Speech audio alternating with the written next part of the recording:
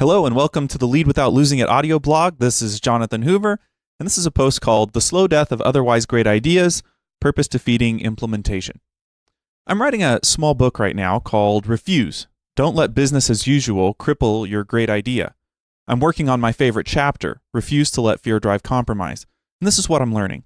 Fear can easily gut a brilliant idea of its excellent points.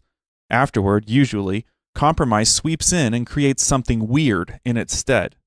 Sadly, some businesses and organizations are so accustomed to compromising they're nose deaf to their own weirdness. As always, I'm looking for great stories and illustrations, so I've started to inventory some of the weird things businesses do out of fear. Once I started looking, I can't stop finding them.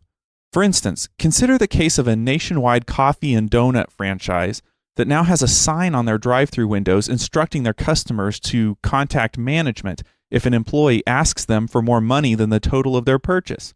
This is craziness. First, is this a nationwide problem?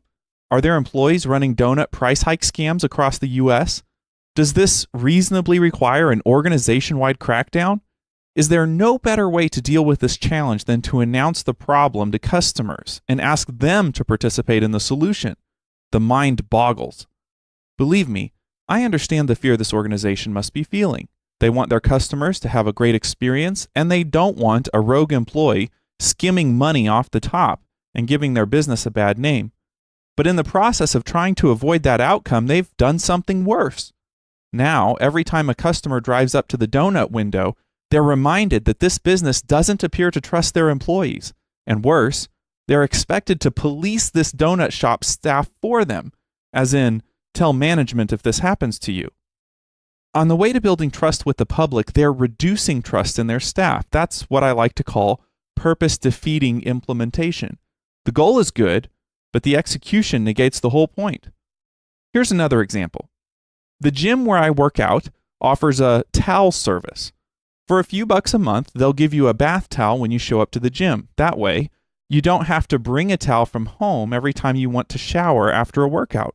That's a good idea and a great goal.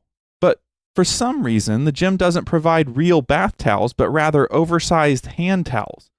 Because they don't come close to actually fulfilling the normal functions of bath towels, they normally give you two. I'm not sure why the tiny bath towels were selected over large ones, but I have a theory.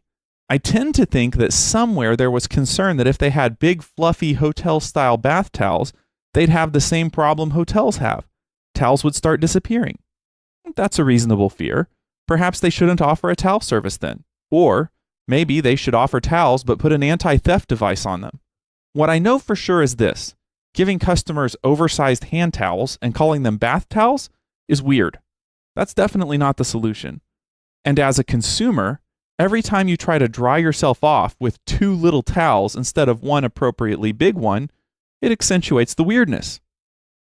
One of my favorite stories about purpose-defeating implementation is one I heard from my dad years ago. When he was a young adult in the 1970s, he sold men's clothing for National Shirt Shop. National was a New York chain that sold nice men's clothes, and Dad worked in their Fort Worth, Texas store. While they did a great business, they had a weird obsession with bouncing checks. For the time, their initial policy was relatively strict, requiring customers to produce an ID and a major credit card if they wanted to write a check. This was in a day and age when a lot of check-writing customers didn't carry credit cards.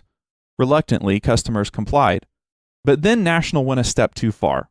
In their zeal to avoid bouncing checks, they rolled out a new policy requiring employees like my dad to fingerprint customers.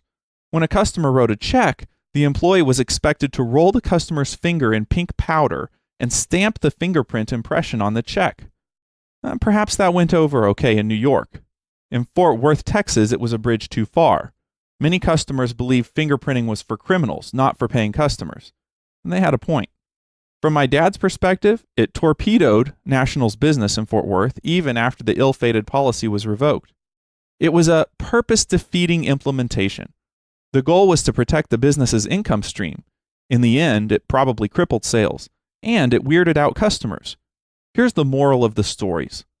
While it is true that we should exercise wisdom to shape great ideas and to make them better, there will always be a huge danger of letting fear gut great ideas and compromise away our initial purpose. When that happens, businesses look weird, and customers take a justifiable step back. Zero-risk business propositions are usually low yield, if and when they exist. Brilliant ideas are always risky, but when they get implemented, they look and feel right, and they attract the right kind of attention, not the kind of attention you get from being weird. Thanks for listening to this audio podcast episode on the Lead Without Losing It podcast, a show dedicated to helping you lead your people without losing your mind. If you want to learn more about the podcast, you can check us out at leadwithoutlosingit.com, or you can check us out on iTunes, Spotify, or Podbean. Just search for Lead Without Losing It. On this show, I interview some of the most amazing guests on the topics of leadership and the host of skills that orbit around that major lifestyle. So I hope that you'll find this helpful, and I hope that you'll check out more resources on the Lead Without Losing It podcast.